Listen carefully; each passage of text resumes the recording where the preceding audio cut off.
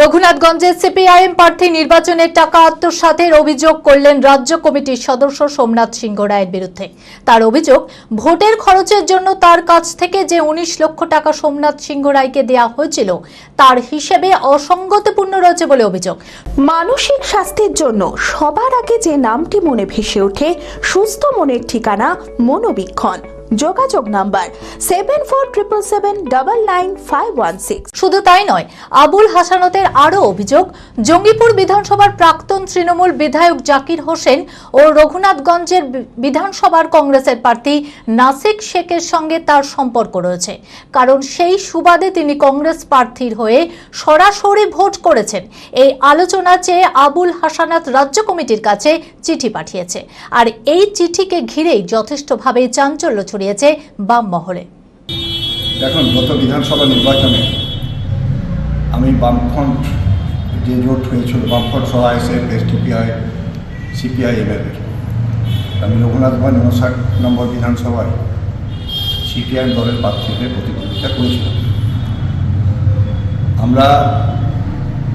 আমি যেটা প্রচারে দেখেছি, মানুষের যে স্বতঃস্ফূর্ততা, মানুষ যেভাবে স্বতঃস্ফূর্তভাবে এসে আগামী দিনে বামফ্রন্টের সারা রাজ্যে যে বামফ্রন্টের পক্ষে মানুষের একটা রায় ছিল সেটা অনুভব করেছিলাম।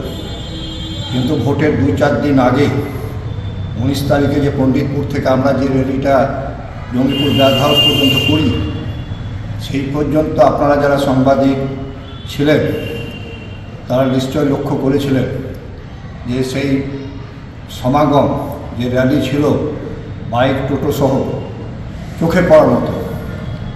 আর আমি মনে করেছি যে রঘুনাথগঞ্জ বিধানসভায় সিপিএম দলের যে সাংগঠনিক শক্তি, সেই শক্তির ফলে প্রাপ্ত যে ভোটটা আমার হয়েছে সেটা খুব লজ্জাজনক, এটা দলের পক্ষে লজ্জাজনক।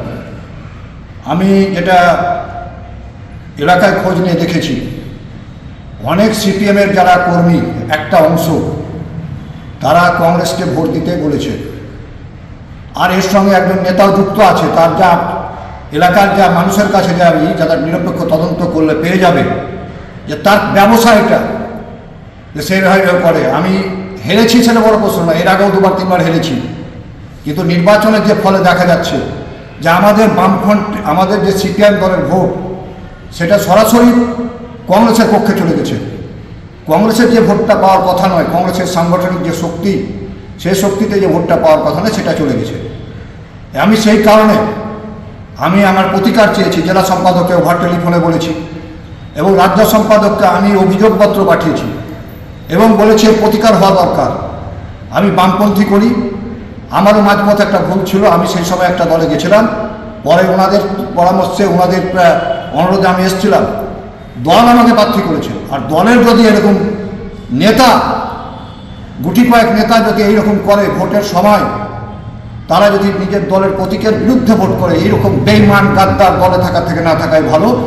আমি বর্তমানে সিদ্ধান্ত নিয়েছি, আমি এটাও বলে রাখি যে আমি এই মুহূর্তে কোনো এতে যাব না। যদি ওই সব বেইমান গাদ্দারদের দল থেকে পরিত্যাগ করে, দল থেকে বহিষ্কার করে, তবে আমি সিপিআইএম দলই করব। বামপন্থীতে আমার নেশা, বামপন্থী দিয়ে আমার শুরু, এসএফআই থেকে, আমি সেই দলই করব। আমি প্রলোভনে কোনোদিন কোনো জায়গায় যাইনি। আমি মনে করি যে বাম ঐক্য, বাম যে ছিল, তাতে বামেদের অধঃপতন হয়েছে, আমাদের গুটি কয়েকটি দালাল নেতা যারা, তাদের কারণে আজকে বামফ্রন্টের অবস্থা সারা পশ্চিমবাংলায় এটা হয়েছে। আপনার জঙ্গিপুর বিধানসভা কেন্দ্রে যে ভোটটা পেয়েছে বামফ্রন্ট, এই সিপিএম দলের প্রার্থী, সেটাও লজ্জাজনক। এটাও রাজ্য সম্পাদককে বা জেলা সম্পাদককে খতিয়ে দেখা দরকার, কেন হয়েছে। Be care institute of management and technology ভর্তি চলছে civil, mechanical, electrical, electronics and telecommunication engineering কোর্সে। শিক্ষাগত যোগ্যতা: প্রথম বর্ষে ভর্তির জন্য মাধ্যমিক পাস এবং দ্বিতীয় বর্ষে ভর্তির জন্য বিজ্ঞান বিভাগে উচ্চ মাধ্যমিক পাস অথবা উচ্চ মাধ্যমিক ভোকেশনাল পাস। খুবই অল্প খরচে পড়ার সুবর্ণ সুযোগের সাথে রয়েছে স্কলারশিপের ব্যবস্থাও। রয়েছে বাস পরিষেবা ও হোটেলে থাকার ব্যবস্থা। আইটিআই পাস ছাত্রছাত্রীদের দ্বিতীয় বর্ষে সরাসরি ভর্তি চলছে। মেধাবী ও আর্থিক দিক দিয়ে পিছিয়ে পড়া ছাত্রছাত্রীদের জন্য রয়েছে 20% বিশেষ ছাড়। ঠিকানা NH34 এর কাছে, কানফালা, নবগ্রাম, মুর্শিদাবাদ। যোগাযোগ নাম্বার 08967158821।